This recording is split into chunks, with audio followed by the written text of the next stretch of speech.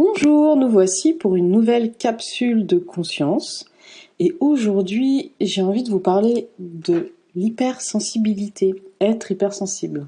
C'est un sujet qui me porte à cœur parce que j'en ai moi-même beaucoup souffert. Et donc, je vous propose de vous expliquer l'hypersensibilité, quelques techniques pour vous aider à bien la vivre et aussi comprendre tous les trésors que nous avons à être hypersensibles. Car souvent, l'hypersensible prend ça plutôt comme un fardeau, comme quelque chose de très difficile à vivre et aimerait vraiment s'en libérer. Je me présente, Jessie Bira, thérapeute intuitif, canal et auteur, et je me suis lancé le défi de vous faire 30 capsules de conscience. C'est pour ça que vous recevez tous les jours une capsule de conscience. Vous pouvez retrouver toutes mes activités sur mon site cléspirituelle.com. Je propose des soins qui permettent de libérer de tout ce qui peut être blocage pour pouvoir vivre votre vie en grand. Et je propose aussi des accompagnements en ligne. Donc vous trouverez ça sur mon site. Alors, l'hypersensibilité. Il faut savoir que nous sommes, je pense qu'on a dépassé un peu 20% d'hypersensibles.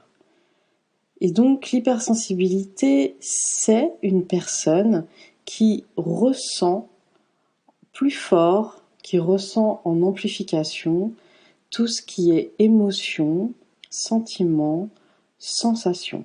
Alors on peut avoir une hypersensibilité à une chose, comme je peux être hypersensible au bruit. Ça veut dire que tout ce qui est bruit fort me dérange, m'agresse. On peut être aussi hypersensible à la lumière, une sensibilité à la lumière forte. Donc pareil, ça peut nous déranger.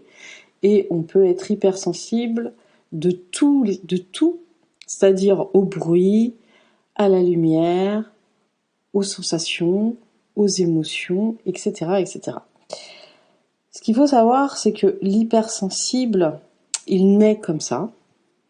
Au début, il ne le sait pas. Il pense qu'il est différent des autres. Il se sent plus fragile. Et il peut au début le cacher cette hypersensibilité pour pas être jugé de fragile ou de faible. Mais il peut le vivre d'une manière très difficile. Par exemple, si on est hypersensible à ses émotions, ça veut dire que tout ce qui est joie, peur, peine, peuvent être vraiment amplifiés chez l'hypersensible par rapport à une autre personne. On va être par exemple les premiers, ou voire les seuls, à pleurer devant un film, ou même à pleurer, à avoir les larmes aux yeux en écoutant une musique. Donc généralement, ça peut être mal vécu, mal vu, alors qu'au contraire, l'hypersensibilité est à la base un cadeau. Vous pouvez être touché par la profondeur et la beauté d'un tableau, d'une peinture, par une sculpture, par un film, par une musique. Vous avez la capacité de voyager dans les sens, dans les émotions, dans toutes les palettes de la sensation, de la beauté. Donc c'est quand même quelque chose de bénéfique et ça peut être un trésor. Mais pourquoi c'est si difficile d'être hypersensible? C'est que nous sommes dans une société où on ne fait pas attention à l'hypersensibilité. Ça veut dire qu'il peut y avoir des bruits très bruyants. Par exemple, un hypersensible qui vit dans la capitale comme Paris, c'est très compliqué. Le bruit des voitures, des klaxons, les odeurs de pollution, parce qu'on peut être hypersensible aux odeurs, ça peut être agressif. On peut se sentir littéralement agressé. Par contre, un hypersensible qui peut vivre au bord de mer ou à la campagne va s'y plaire, va avoir une qualité de vie bien plus bénéfique et va encore plus en profiter, se sentir émerveillé qu'une personne qui n'est pas hypersensible. D'accord ?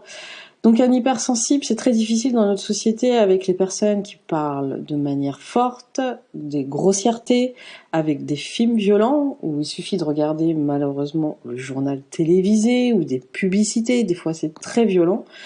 Même sur les réseaux sociaux, moi j'ai vraiment mal vécu pendant un moment, j'ai été obligée de dire à mes amis que j'allais me désabonner parce qu'ils mettaient des vidéos violentes. Heureusement depuis les réseaux sociaux, quand il y a des vidéos violentes, préviennent d'un message et on n'a plus ces vidéos qui se mettent en route toutes seules. Combien de fois j'ai été choquée par des images violentes de torture où il suffit, enfin je vais pas rentrer dans les détails. Ça veut dire qu'un hypersensible qui se retrouve face à un film, à une vidéo violente, se sent vraiment touché à l'intérieur de lui et peut se sentir agressé et avoir les images, les scènes violentes qui lui restent dans son esprit. Et ça peut réellement nous perturber et nous rendre très mal. Donc c'est pour ça qu'être hypersensible dans notre société aujourd'hui est quelque chose qui peut être difficile et vécu comme un fardeau. Lorsqu'on connaît son hypersensibilité, c'est à nous de créer l'environnement dont on a besoin et de ne plus subir l'environnement violent de la société. Alors, vous me disiez, mais comment faire ça? Eh bien, la première chose, c'est déjà de vous créer un environnement doux. Écoutez de la musique douce. N'allez pas écouter de la musique violente. Parlez-en à votre entourage, à votre compagnon, à votre compagne, à vos enfants. Ce n'est pas une tare d'être hypersensible. Voyez l'hypersensibilité comme une qualité. De toute façon, on voit que le taux d'hypersensible, les naissances d'hypersensibles croît sans cesse. Ne regardez pas de reportages violents ni de films violents. Créez-vous un environnement où vous vous sentez bien, avec de la beauté, avec une sensation de sécurité. Si vous pouvez vivre dans un lieu plus proche de la nature, si vous avez la possibilité, et de ne pas vivre en plein centre-ville. Essayez aussi de petit à petit vous entourer de personnes qui ont une voix, si possible, douce, pas des personnes qui sont agressives ou qui parlent d'une manière violente. Vous pouvez expliquer à votre entourage que l'hypersensibilité n'est pas quelque chose de voulu, et ce n'est pas des caprices, c'est que c'est quelque chose avec lequel vous êtes né. Et cette hypersensibilité, partagez-la. Montrez au monde la beauté de la vie, montrez au monde la beauté de la nature, la beauté d'une musique, d'un film. Partagez toute cette palette que vous avez de vivre les sensations, les émotions et les sentiments. Partagez ce trésor. Alors, ce qu'il faut savoir aussi, c'est que l'hypersensible a besoin de dormir plus et aussi de prendre son temps. L'hypersensible peut avoir un facteur stress bien plus important qu'une autre personne. Ça veut dire que vous devez apprendre à prendre votre temps, à vous créer des moments où vous pouvez être seul pour en quelque sorte vous nettoyer de tout ce qui est pollution autour de vous. Et quand je dis pollution, c'est toutes les pollutions, les pollutions sonores, toutes les pollutions, et pour pouvoir apprendre à vous former une bulle, à vous ressourcer. Donc des moments seuls, des moments où vous pouvez nourrir cette sensibilité, lire des livres, écouter de la musique, toucher des textures, des couleurs, aller dans des musées, aller nourrir cette sensibilité de manière positive.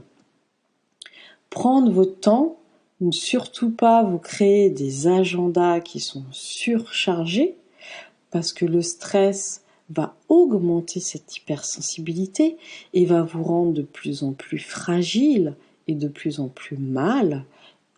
Il faut savoir que l'hypersensible est plus sujet au burn-out, à la dépression, parce que justement, il est plus sensible au stress.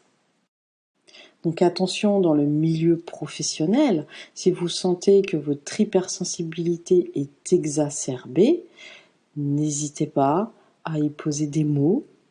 Si vous avez et l'espace et des supérieurs hiérarchiques qui sont prêts à écouter et à leur expliquer que vous n'êtes pas du tout compétitif, que vous n'êtes pas du tout productif dans un milieu où vous vous sentez stressé.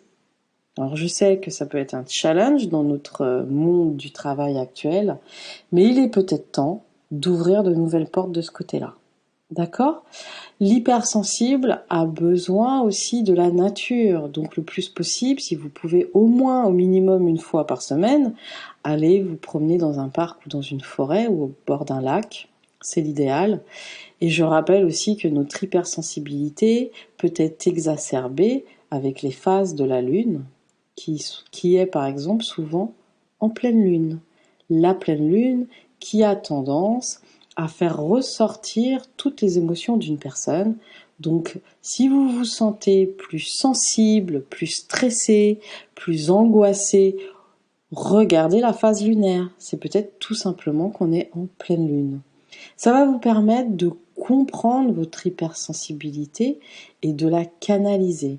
Lorsqu'on comprend, je sais que je le répète souvent, je trouve que lorsqu'on comprend, c'est quelque chose qui peut nous faire du bien et nous dire « ok, c'est normal ».